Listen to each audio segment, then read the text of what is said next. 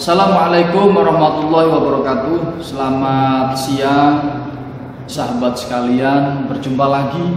Ini di minggu yang kedua ya. Kebetulan Jumat Kliwon nih, Pak. Iya. Baik teman-teman sekalian, kita melanjutkan pembicaraan kita atau butir-butir mutiara yang akan disampaikan oleh Abah Eko Wardoyo. Kalau di pertemuan yang pertama kemarin kita membahas tentang macam ilmu menurut Islam, ya kan, dan salah satunya kan ada ilmu wahbi ya, Pak ya, yaitu ilmu laduni. Nah, di kesempatan Jumat yang kedua ini kita akan membahas tentang ilmu wahbi lebih dalam ya, Pak ya. Kalau misalnya nanti di kesempatan ini tidak cukup waktunya, kita bahas di kesempatan yang berikutnya. Gitu, Bah Eko Wardoyo. Mohon izin monggo saya dan teman-teman penonton sekalian untuk bisa diberikan ular-ular, diberikan mauidhah ataupun untayan-untayan nasihat terkait dengan bagaimana sih kita untuk bisa tahu, paham, dan minimal ada sebuah upaya untuk Allah memberikan nurnya di dalam hati kita supaya kita bisa memperoleh ilmu wahbi tersebut. Monggo, Pak. Bismillahirrahmanirrahim. Assalamualaikum warahmatullahi wabarakatuh. Waalaikumsalam warahmatullahi wabarakatuh. Bismillahirrahmanirrahim. Alhamdulillahirabbil alamin wassalatu wassalamu ala asrofil anbiya wal mursalin sayyidina wa maulana Muhammadin wa ala alihi washabihi ajmain, amma ba'd. Kepada Bapak Muhammad Joharuddin yang saya hormati dan juga semua pecinta channel MCM dimanapun Anda berada. Pada kesempatan kali ini kita ingin membahas yang kedua tentang materi ilmu wahbi atau ilmu yang berasal dari Allah Subhanahu wa Ta'ala. Sebagian kita menyebutnya ilmu laduni, meskipun bentuknya banyak, tapi yang akan kita tuju itu arahnya ke sana. Nah, sebetulnya tadi malam saya sempat lihat dan lewat, tapi tidak sempat ngamati lebih lama karena saya lewat. Jadi saya sempat hanya mendengarkan. Ada orang yang mengatakan bahwa ilmu wahbi itu tidak ada. Betul, ada yang sempat ngomong gitu, ilmu wahbi itu tidak ada, itu hanya permainan. Nah ini berarti ada yang ditinggal dari pemahaman di dalam Al-Qur'annya, terutama ketika ada cerita Nabi Musa disuruh belajar ke Nabi Khidir itu, bahwa ada ilmu yang menurut Allah Subhanahu wa Ta'ala min laduna ilman. Nah, ilmu yang dari sisi kami yang diberikan oleh Allah Subhanahu wa Ta'ala. Nah, untuk yang masih belum mempercaya itu ya di luar kita lah. Kita tidak membahas itu hanya karena kebetulan tadi malam saya dengar dari Yudo Ewa. Astagfirullahaladzim. Ada lagi sebagian besar kita, adalah sebagian di antara kita yang dituntun oleh gurunya disuruh berdoa. Sering diulang-ulang berdoa baik tiap ba'da maghrib ataupun ba'da subuh 3 kali. Allahumma ftah lana futuhal arifin. Nah, ini juga salah satunya mengisyaratkan ke ilmu itu. Orang-orang arif itu kan sebagian terbesar malah ilmunya dari ilmu wahbi. Nah, sebelum kita mengawali, Pak Jo, saya sudah menulis beberapa kunci dari ilmu laduni, ilmu wahbi ini. Yang pertama, ilmu ini sebetulnya adalah mudah diucapkan, tapi sulit untuk didapatkan. Ilmu ini mudah diucapkan, sulit didapatkan. Ilmu wahbi. Iya. Untuk perbincangan gampang sekali, mempelajari caranya pun gampang sekali, tapi untuk mendapatkannya sulit. Karena diperlukan seperti ini ya, kita ngobrol, berbincang gampang ya diucapkan. Iya, gampang. Tapi memang ini harus diperbincangkan, harus kita ungkapkan memang itu ada. Entah itu nanti kita berbincangkan bagi 10 orang, ya. 10 orang semua berjalan, nanti yang dapat 1-2 tidak masalah. Yang penting karena memang itu memang ada kan gitu. Nah, itu. Kemudian yang kedua, inti yang kedua, ilmu ini ilmu wahbi khususnya laduni ini hanya khusus untuk orang-orang yang bertakwa. Nah, ini kunci. Jadi ilmu ini tidak main untuk orang-orang yang dolim, bukan ke situ arahnya. Jadi dikunci, ini adalah untuk orang-orang yang bertakwa. Bertakwa pada masa dulu ya Nabi dan Rasul. Bertakwa di kemudian sesudah itu ya para aulia-aulia itu. Termasuk bertakwa juga yang untuk orang-orang mukmin yang betul benar keimanannya. Nah, yang kedua kuncinya itu. Jadi ilmu ini memang tidak bisa dibahas kalau orang-orangnya di luar orang ini. Orang-orang yang bertakwa. Yang ketiga, ilmu laduni ini adalah ilmu rahasia titipan dari Allah Subhanahu wa taala. Maka meskipun kita kadang-kadang sudah terhinggapi atau sudah dikasih pencerahan oleh Allah Subhanahu wa taala, begitu kita lupa membuka rahasia itu atau untuk sombong-sombongan atau untuk besar-besaran membanggakan diri, maka sesudah itu nanti dicabut oleh Allah Subhanahu wa taala, sudah enggak. Nah, inilah kunci yang harus kita ketahui dulu ketika kita akan belajar ke situ. Jadi ada 3 hal ya Pak ya. Tadi mudah diucapkan, diceritakan tapi susah mendapatkannya, ya kan? Terus yang kedua tadi khusus untuk orang-orang yang bertakwa, orang-orang yang bertakwa ya, bukan orang-orang yang dolim atau orang-orang yang melawan arus ya. Dan yang ketiga adalah sebagai ilmu rahasia ya. Iya, ilmu rahasia. Ini 3 ini yang melingkupi ilmu laduni itu. Jadi yo kita harus memperhatikan 3 inilah. Nah, sesudah itu nanti kita mulai, karena kemarin saya memang sudah menjanjikan bagaimana caranya. Yang penting bagaimana caranya. Masalah kita dapat atau tidak nanti urusannya, penting kita kita yang penting berusaha untuk menuju ke sana. 100 orang berusaha bersama-sama masuk ke sana, kemudian yang sampai finish 1, 2 atau 10 tidak masalah. Tapi ketika kita sedang berjuang menuju ke arah sana, mati di jalan meskipun belum sampai tujuan, insya Allah masih dianggap oleh Allah Subhanahu wa taala sebagai orang yang berjuang, kan gitu. Yang penting itu berjuang di jalan ilmu, di jalan betul, di jalan yang benar. Nah, para pemirsa yang channel MCM yang berbahagia, kemudian ilmu laduni ini, satu itu tadi ya, bentuknya itu kadang-kadang beda, jenisnya macam-macam. Kita kunci ilmu laduni ini ya, ilmu laduni itu adalah diperjelas lagi, ilmu pemberian. Laduni, pemberian dari Allah Subhanahu wa taala asli. Karena pemberian, yaitu tadi memang kita tidak bisa untuk bangga-banggaan, sombong-sombongan tidak bisa. Makanya beda antara ketika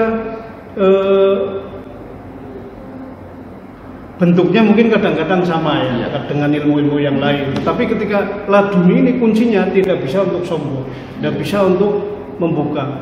Kadang-kadang itu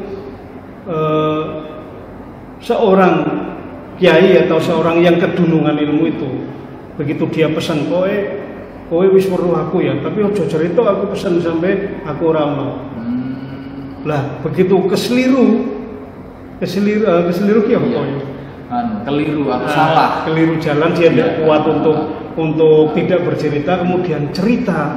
Ini aja ada sesuatu negatifnya.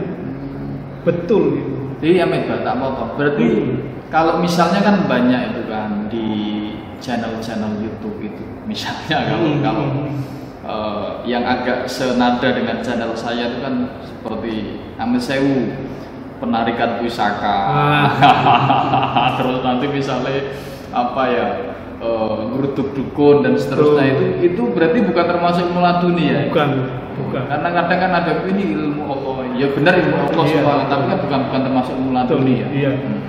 Karena hakikatnya tidak boleh dibuat untuk sombong. Tidak boleh. Atau bisa. Istilahnya pembuktian pun tidak ya? Tidak bisa. Sama seperti Nabi dulu ketika akan meminta mukjizat dari Allah, Nabi itu pun tetap bingung, hatinya bingung, ini Allah nuruti atau enggak, itu tetap bingung, enggak terus yakin ini pasti enggak. Ya Allah, lah nanti dia berdoa dengan sungguh-sungguh, lah pertolongan Allah itu wujudnya seperti apa ya dia tidak tahu kan gitu. Jadi hakikatnya itu memang asli mutlak hak prerogatif Allah Subhanahu wa taala. Nah kan gitu. Lah sekarang caranya untuk mendapatkan ilmu wahbi yang wabil khusus ilmu laduni itu, meskipun bentuknya kan beda-beda. Kalau dulu zamannya para nabi dan rasul namanya mukjizat. Kemudian di zaman bawahnya lagi ada yang namanya ilham. Ilham untuk para aulia-aulia lah. Sampai kita sering menyebutnya kasaf, dibuka. Seperti apa ya namanya, kalau kita misalkan dibukanya hijab di kamar misalkan kan ada korden itu, begitu korden dibuka lah itulah tirai. Kita sering menyebutnya kasaf itu, pembukaan tabir. Nah itu pembukaan tabir itu ya termasuk daripada laduni. Dan ada juga yang tidak memakai itu, tapi sinar pemahaman langsung yang diberikan oleh Allah melalui hati atau pikiran. Itu bisa jadi juga, itu namanya juga laduni. Gitu ya. Bisa. Jadi bentuknya yuk mulai dari setruman yang paling tinggi sampai 100% sampai ke 30% atau 20% kan gitu. Dari yang energinya atau zatnya paling tinggi sampai yang paling rendah memang ada ya. Ada takarannya ya. Tapi intinya siapapun yang sudah mencapai ilmu itu yuk yakin insya Allah itu orang baik. Karena itu tadi dikunci ilmu itu tidak akan turun kecuali kepada orang-orang yang bertakwa. Wattaqullah wa yu'allimukumullah. Takwa sih nanti Gusti Allah yang mengalimkan, memberikan ilmu kepada kita semua. Nah, kemarin kita sudah menjelaskan salah satunya yang dijelaskan oleh Imam Ghazali di dalam kitabnya. Beliau menyebutkan minimal ada 3. Kalau menurut beliau ada 3. Bagaimana 3 cara untuk kita bisa mencapai atau berusaha mendapatkan ilmu laduni. Yang pertama, kita untuk mengingat kemarin, kan kita kan hanya singkat kemarin. Yang pertama kalau menurut Imam Ghazali adalah yang pertama ada orang-orang yang betul-betul dari sana diberikan oleh Allah Subhanahu wa taala. Ya, ada yang diberikan oleh Allah Subhanahu wa taala atau anugerah tanpa melakukan apapun, anugerah. Tetapi ternyata saya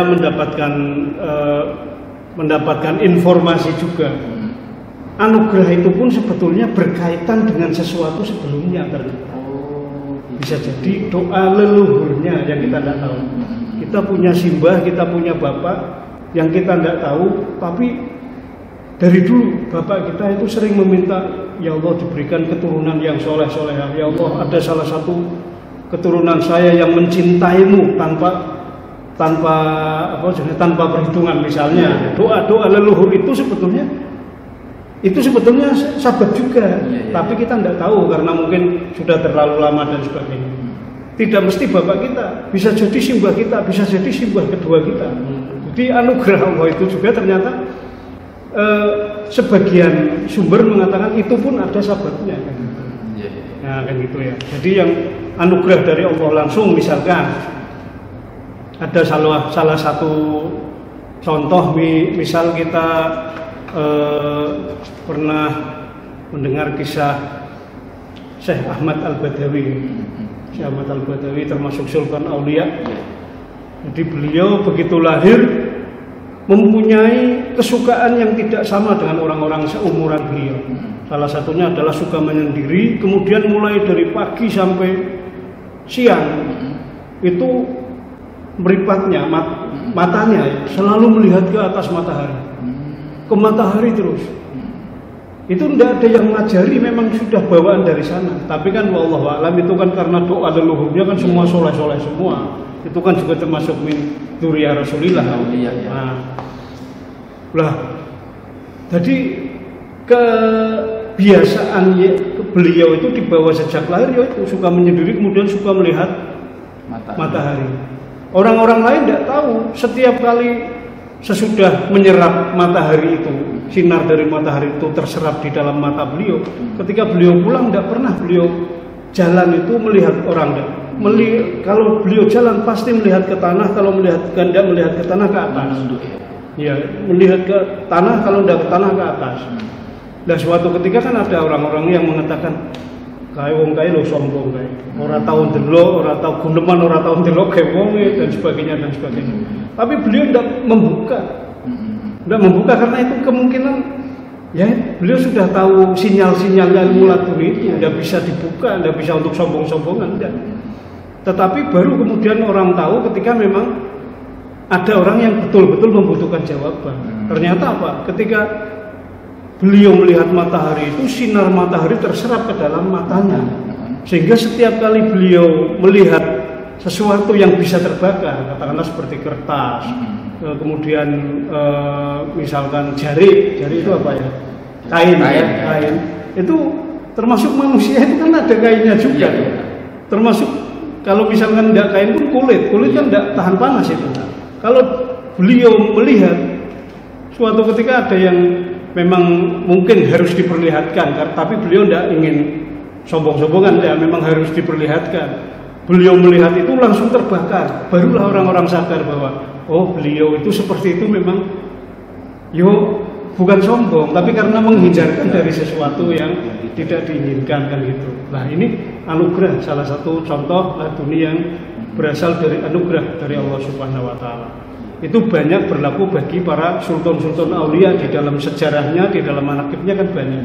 Termasuk Kanjeng Syekh Abdul Qadir Jilani seperti itu kan, yang tidak mau menyusu dan sebagainya, itu karena memang dari sudah bawaan dari disetel ya. Iya, sudah disetel dari sana. Nah, orang-orang yang seperti kita yang tidak merasakan itu yuk jangan berlagak merasakan seperti itu. Betul. Nah, itu kadang yang jadi demam di orang-orang sekarang yang mungkin demam merasa pengen diakui.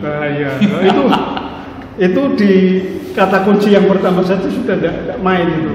Nah itu satu pemberian ya.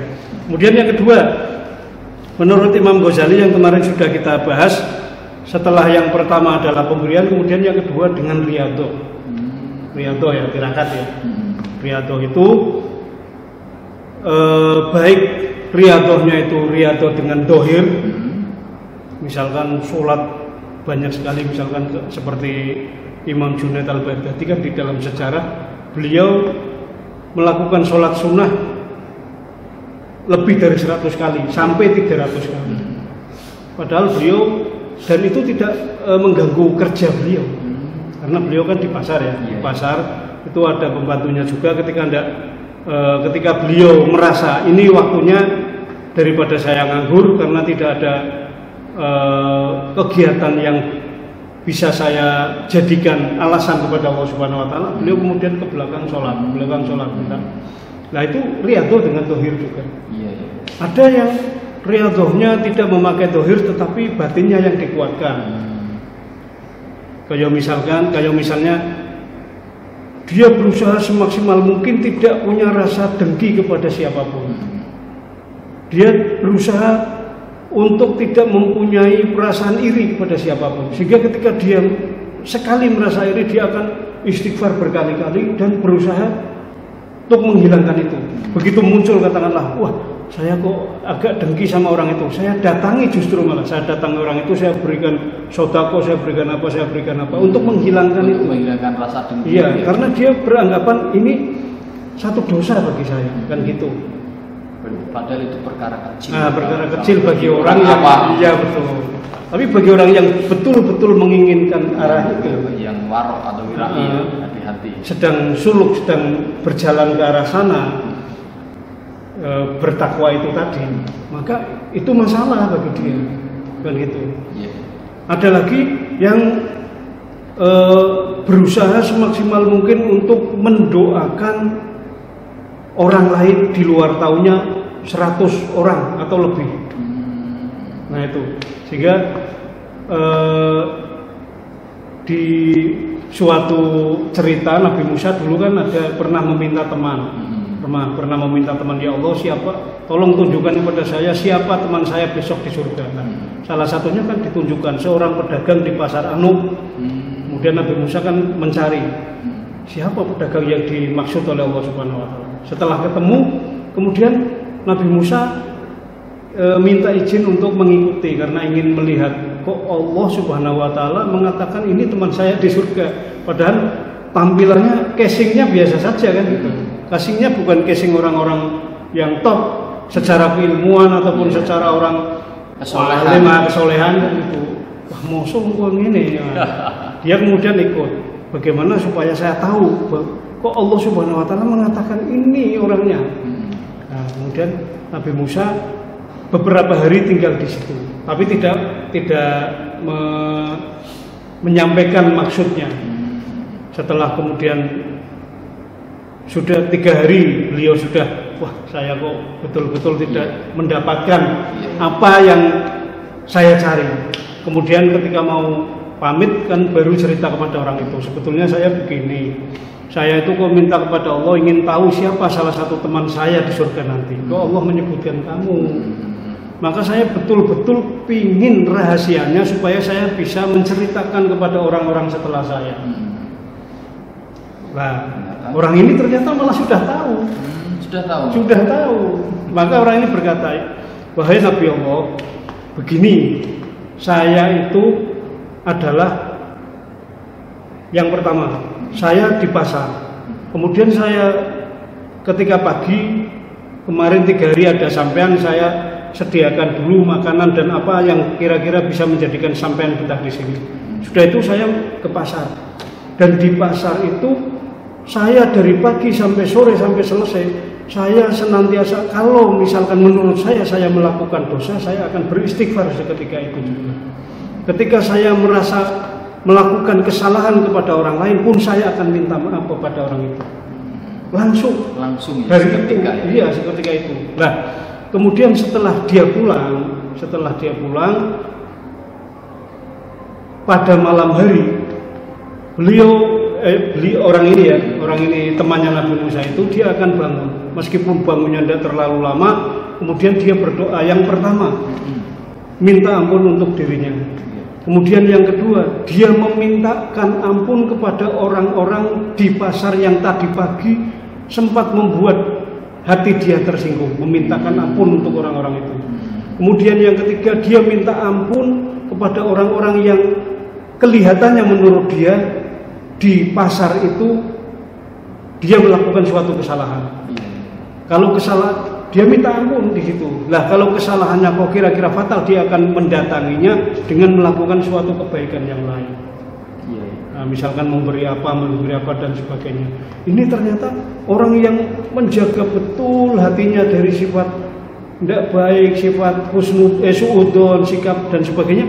Ini ternyata bisa mencapai derajat yang tinggi juga ternyata, meskipun tidak memakai dengan poso terus, sholat terus, ngaji terus. Nah, itu dengan riyadhah tadi. Sepintas itu sepele, padahal berat. Iya berat. Nah itu makanya mudah diomongkan, mudah diceritakan, tapi melakukannya itu. Kalau orang-orang awam mungkin seperti kita kan dengki, apalagi sampai disakiti orang kan nantinya. Jangankan mendoakan, menyempatani. Nah itulah makanya ketika kita memang betul-betul ingin mencari itu, ingin menciptakan tempat yang gembur supaya Allah Subhanahu wa taala bisa menurunkan sinar-sinar ladunia itu ke dalam diri kita, yuk kita harus berusaha semaksimal mungkin sampai dapat. Ya, menata kalbu. Iya, menata hati itu. Meskipun terserah bisanya lah, ada yang 1 tahun, ada yang 3 tahun, ada yang seumur hidup. Kesulitan terus sudah masalah, yang penting kita berusaha, sudah melangkah berusaha ke arah itu. Nah, ada di riyadhah ini, ada yang memberikan keterangan tambahan. Di Imam Al-Ghazali ini belum menyebutkan ini, tetapi saya mendapatkan tambahan dari ilmu-ilmu yang mutakhir sekarang ini. Salah satunya diantaranya dari Dr. Ar-Razi Hasim itu menyebutkan untuk dalam menjelaskan tentang riyadhah ini. Jadi di dalam riyadhah ini juga dibagi 2. Dengan satu dengan tirakat itu tadi, berarti yang tadi.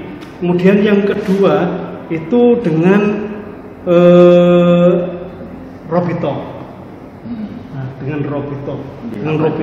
Dengan bahasanya Mbah Kiai Asrori itu khidmah. Oh, melayani. Ya, baik melayani seorang kiai, melayani orang yang sedang menuntut ilmu, banyak sekali para santri. Yang penting bahasanya ada yang menyebutkan khidmah, ada yang menyebutnya menyerahkan kecintaan lahir dan batin kepada seorang guru.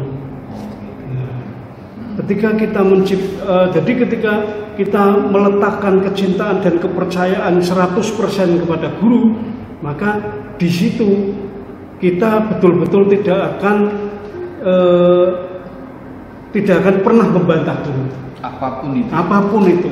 Nah, cerita-cerita yang seperti ini kan banyak. Iya. Seperti pada saat Kiai Haji Hasyim Asy'ari khidmah atau belajar di Mbah Kiai Khalil. Nah, sampai akhirnya di dalam cerita beliau akhirnya dibuka dengan ilmu laduni itu dari robitohnya itu. Iya, dari kecintaannya yang luar biasa kepada guru. Ini kebetulan gurunya ini juga guru luar biasa. Sampai akhirnya di dalam sejarah kan Mbah Kiai Hasyim Asy'ari kan belajar ilmu hadis 120 tahun. Tapi kan lewat ilmu ini. Jadi orang lain pernah dengar cerita itu saya. Orang lain yang tidak mempercayai ilmu ini tidak percaya bahwa Mbah Kiai Hasyim Asy'ari itu belajar tentang ilmu hadis 120 tahun kan gitu. Bisa dijelaskan Pak ini kok bisa 120 tahun itu gimana? Nah ini kan ceritanya kan dari Mbah Khalil, dari Mbah Kiai Khalil ketika ada seorang kiai yang butuh menantu untuk meneruskan pondoknya, karena beliau kebetulan punya putra kan cewek, punya putri.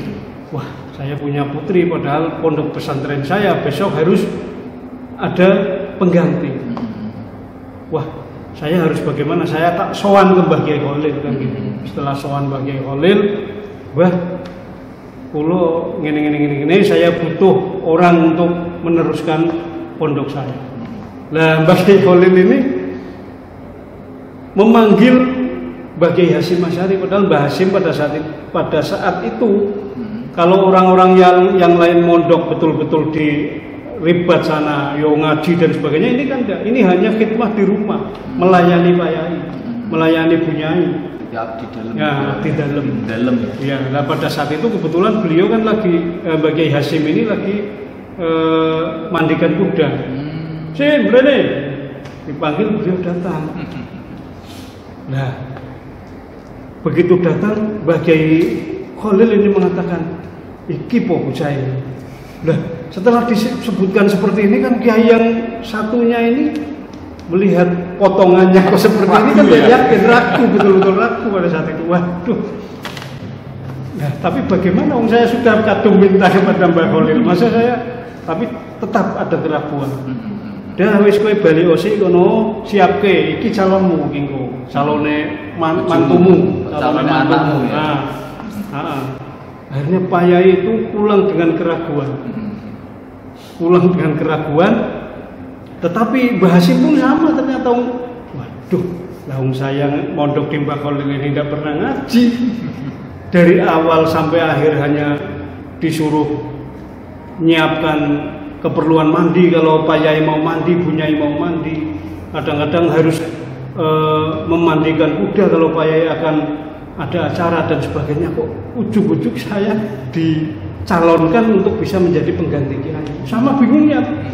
Nah, tapi di tengah-tengah kebingungan itu dia hanya pasrah dan yakin kepada Pak Yainya itu, kepada Mbah Kiai Khalil. Dan Mbah Kiai Khalil ini juga termasuk kiai yang terkenal juga lagunya, termasuk wali yang sangat masyhur. Iya, betul. Wali masyhur dan min ahlil kasab juga beliau itu. Sampai akhirnya kan Mbah Kiai Hasyim kemudian tanya Mbah Kiai Khalil, saya harus bagaimana ini Mbah? Ilmu saya seperti ini, kok panjenengan kok memberikan saya kepada orang itu, aduh lah repot aku ki podoe karo jebur jurang Mbak Yai. Wis kalem. Kamu harus melakukan ini. Jadi bagi Hasyim hanya melakukan yang diperintahkan oleh Mbah Khalil saja. Setelah itu sehari beliau mimpi belajar kepada Imam Bukhari langsung. Nah itu belajar hadis, kitab hadis kepada Imam Bukhari. Sudah melewati pagi, kemudian beliau bangun. Setelah bangun, kemudian waduh, hanya mimpi kan gitu. Kemudian berikutnya, hari berikutnya sama, sampai 3 kali. Kemudian baru Mbah Hasyim kemudian matur kepada Mbah Yai, ini. Kemudian apa? Ternyata Mbah Khalil malah mengatakan, wah kowe wis sinau ilmu hadis 120 tahun, karena satu harinya beliau di dalam mimpi belajar 40 tahun. Nah ternyata beliau yang tidak melalui proses belajar itu, setelah menjadi menantu daripada kiai itu, kemudian pertama kali dia Mbah Hasyim ini disuruh mengajar, ya bingung kan, tetap sama juga bingung, tidak yakin, aku belajar enggak, lah ilmu laduni itu seperti ini. Dia tetap berada di dalam posisi harap dan keyakinannya ada, tetapi ya, harapnya ada. Ketika Allah Subhanahu Wa Taala misalkan menutup, ya dia tidak mampu kan gitu. Jadi tidak bisa, aku bisa, tidak bisa. Kalau ilmu laduni tidak bisa. Nah itu ceritanya seperti itu. Dan ternyata setelah disuruh ngajar, wah lancar jicar kan gitu, seperti orang yang sudah betul-betul belajar kan gitu. Itu satu. Dan memang Mbah Khalil itu banyak menelurkan santri-santri atau ulama-ulama yang lewatnya jalur seperti ini. Karena beliau juga dulu merasakan yang seperti ini juga. Jadi Mbah Kiai Khalil kan dulu itu belajarnya juga, salah satu gurunya adalah orang yang sudah meninggal. Siapa? Di dalam cerita Mbah Kiai Abu Dzarin. Jadi beliau dulu Mbah Kiai Khalil. Nah ini cerita tentang riyadhah dari sisi Rabithah ya. Kecintaan yang tanpa riset, kecintaan yang betul-betul dalam, dan juga kecintaan yang ikhlas. Tulus, ikhlas, betul-betul dari hati yang paling dalam. Nah beliau suatu ketika itu kan dengar ada kiai alim namanya Mbah Kiai Abu Dzarin. Nah beliau ingin belajar, tetapi waktunya belum ada, biayanya belum ada untuk ke sana. Sampai suatu ketika Allah Subhanahu Wa Taala 1 bulan, 2 bulan, 3 bulan, sampai 1 tahun, kemudian Allah membukakan kelonggaran waktu. Pada saat kelonggaran waktu, Mbah Kiai Khalil sudah siap untuk belajar. Semua yang di rumah sudah ditata. Ini yang ngurus ini, nanti kamu. Mbah Kiai Khalil berangkat. Setelah Mbah Kiai Khalil berangkat, terus tanya Kiai Abu Dzarin, ditunjukkan ke sana sampai akhirnya sampai ke pondok pesantren itu. Nah, tetapi Mbah Kiai Abu Dzarin itu kan baru saja meninggal, belum ada 40 hari yang lalu, baru saja meninggal. Nah, tapi Mbah Kiai Khalil itu belum sadar bahwa Mbah Kiai Abu Dzarin itu sudah meninggal, belum sadar sampai di situ. Tapi menemui. Iya, masih mencari-cari dong, masih mencari-cari. Tidak tahu kalau Mbah Kiai Abu Dzarin itu sudah wafat ya? Iya, sampai di situ belum. Nah, kemudian sampai akhirnya beliau tanya-tanya, kemudian akhirnya tahu persis, tahu lah bahwa Mbah Kiai itu sudah meninggal beberapa hari yang lalu. Beliau nangis sejadi-jadinya. Pak Yai, priye, kok aku wis pengen belajar karo sampean, kok malah sampean ki lunga dhisik, terus ki aku Pak belajar karo sapa kan gitu. Dengan nesu apa namanya Pak ya? Dresulo, apa bukan dresulo carane penyesalan yang sangat dalam. Penyesalan yang sangat dalam, kok gelo yang sangat dalam. Aku kok ora biyen piye iki.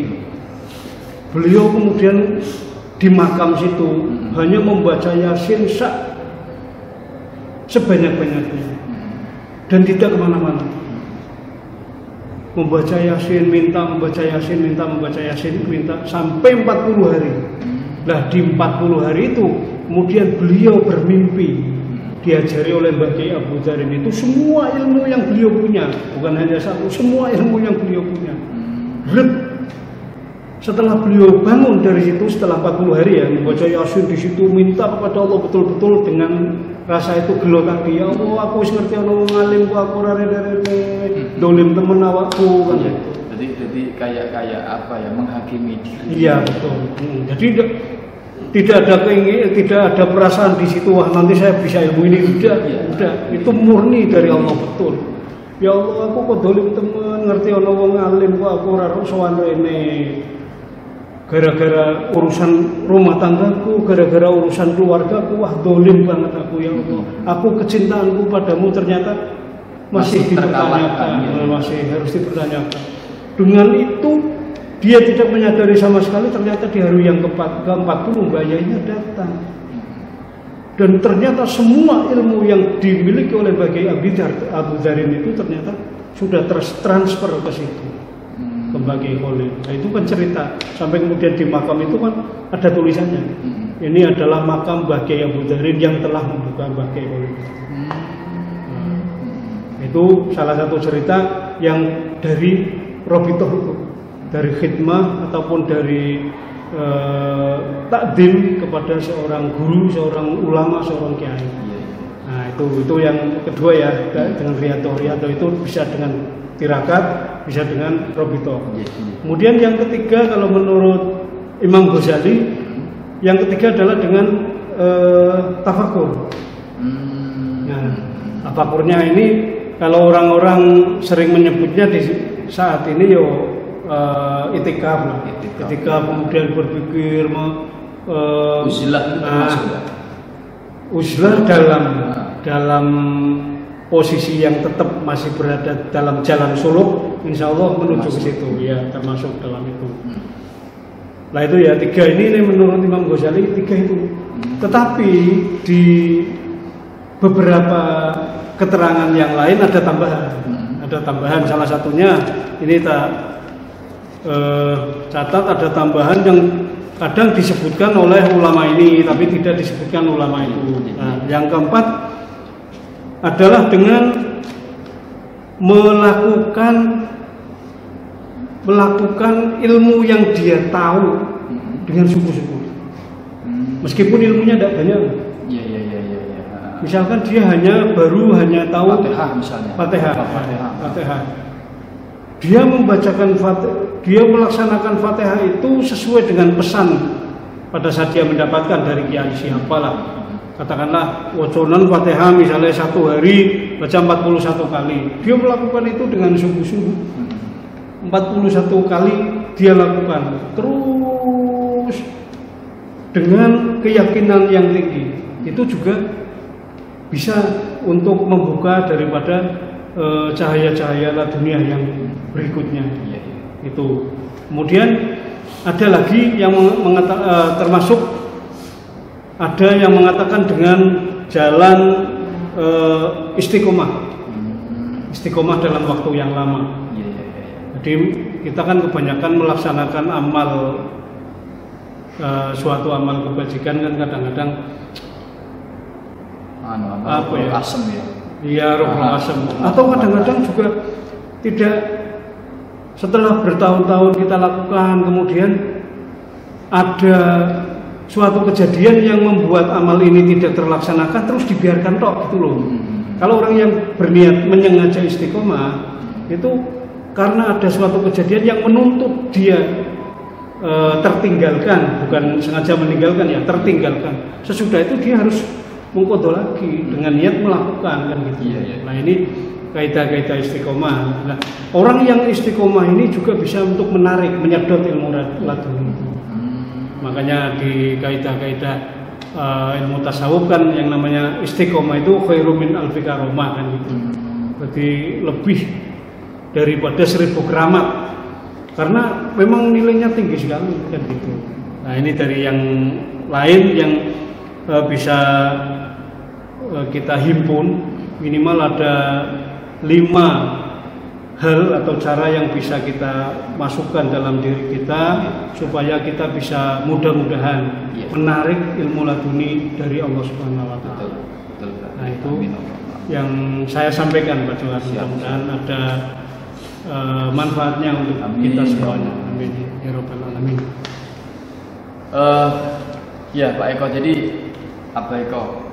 Ini memang gini ya teman-teman. Jadi memang kami memberikan persentase perbincangan ini memang 80% di apa Eko, karena terkait dengan materi-materi yang disampaikan. Jadi kalau modelnya model podcast dengan keseimbangan persentase bicara, nanti malah materi-materinya tidak tersampaikan secara maksimal ya Pak ya. Itu apa? Kemudian gini Pak, ini terakhir ya Pak ya. Itu kalau Abah tadi ngomong kan kaitannya dengan ilmu-ilmu agama ya, ilmu-ilmu agama, ilmu-ilmu yang memang ditapaki oleh orang-orang yang berjalan di jalur-jalur keagamaan atau tasawuf. Nah,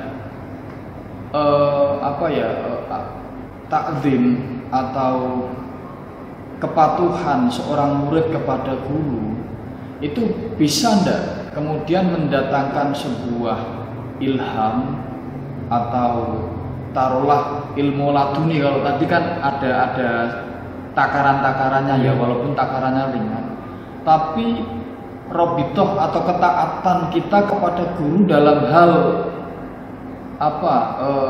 pelajaran umum atau ilmu-ilmu umum gitu. Misalnya kita di kampus gitu kan, misalnya kita taat kepada salah satu dosen kita, misalnya dokter atau profesor, bisa enggak itu Pak? Kalau itu dalam tanda kutip kan umum ya, bukan agama, bukan kajian-kajian sing berbau kitab, pripun Pak? Kalau menurut saya tetap bisa, karena minimal ketika kita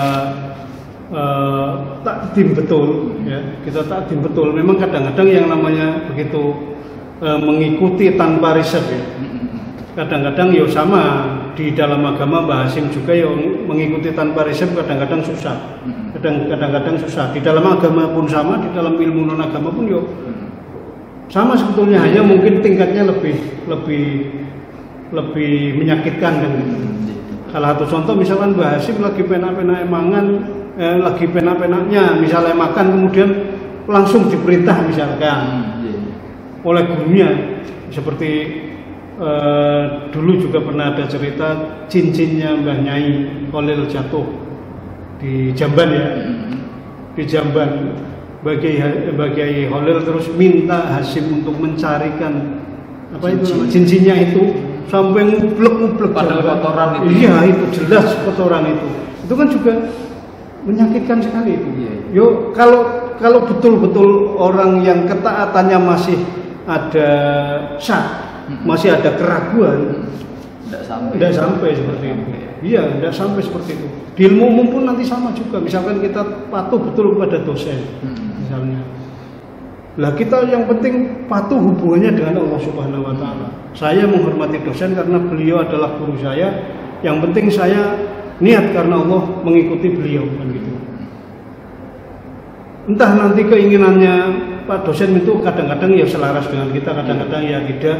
Itu tidak masalah, yang penting nanti yang memberikan itu kan Allah Subhanahu wa taala. Dan Allah tahu persis hati kita kan gitu. Minimal kalau nalar sehat, pada suatu ketika ada orang yang betul-betul taat kepada dosen, minimal pada hal-hal tertentu, misalkan ada lowongan dan sebagainya, paling dosen itu sebelum melihat orang lain pasti ngomong dulu ke ini, kan gitu. Kemanfaatan. Nah, itulah. Nah, caranya seperti itulah. Jadi kenapa gitu Pak? Karena mayoritas juga yang subscribe di MGM channel atau Juharudin channel itu kan orang-orang umum, artinya orang-orang yang tidak hanya mendalami ilmu agama saja. Betul. Itu apa Eko? Mohon maaf ini karena hari Jumat juga sudah terdengar kumandang ayat-ayat suci Al-Quran di masjid-masjid sekitar. Jadi teman-teman sementara itu dulu ya. semoga apa yang disampaikan oleh Abah Eka Wardoyo tadi benar-benar bisa kita serap, kita cerna, kemudian membawa manfaat untuk kita, baik manfaat dunia maupun manfaat akhirat. Itu dulu Pak, monggo ditutup dulu. Ini sebelum nanti kita tutup dengan sholawat. Ya. Itu yang jelas ketika di dalam sisi Robito itu tidak memandang itu kiai di pesantren ataupun tidak di pesantren, yang penting kita niatnya lurus kepada Allah Subhanahu wa Ta'ala. Sehingga salah satunya di ajaran Thariqat Syadziliyah kan semua yang dipandang adalah husnudzon. Nah, syukur-syukur disampaikan kepada Allah husnudzon billah. Jadi apapun ketika kita sudah yakin kepada orang ini, misalnya orang ini pun membuat sesuatu yang tidak baik kepada kita, pasti suatu ketika Allah yang akan membaikkan kejadian ini, kan gitu ya. Itulah pokoknya yakin bahwa Robito itu adalah salah satu juga jalan untuk mendapatkan laduni. Nah, gitu. Mari kita tutup dengan membaca sholawat Nariyah ya. Sholawat Nariyah. Besok sholawat yang lain lagi. Bismillahirrahmanirrahim. Allahumma sholli sholatan kamilatan wa sallim salaman taman ala sayyidina Muhammadin alladhi tanhalu bil uqadu wa tanfariju bihil kurabu wa tuqda bihil hawaiju wa tunalu bihil raghaibu wa husnul khawatimi wa yustasqal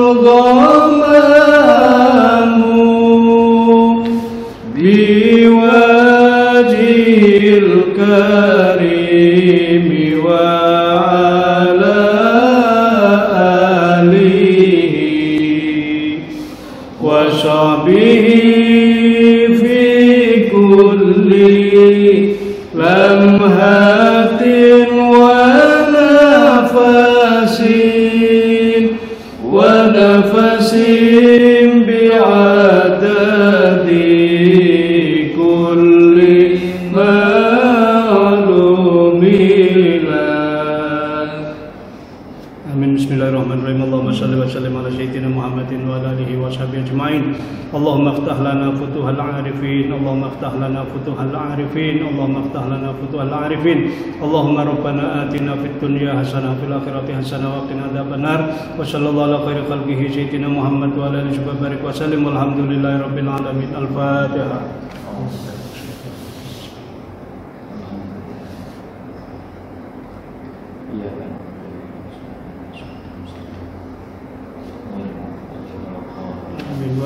Assalamualaikum warahmatullahi wabarakatuh. Waalaikumsalam warahmatullahi wabarakatuh. Selamat beraktivitas kawan-kawan sekalian dan sampai jumpa di video berikutnya. Terima kasih. Wassalamualaikum warahmatullahi wabarakatuh.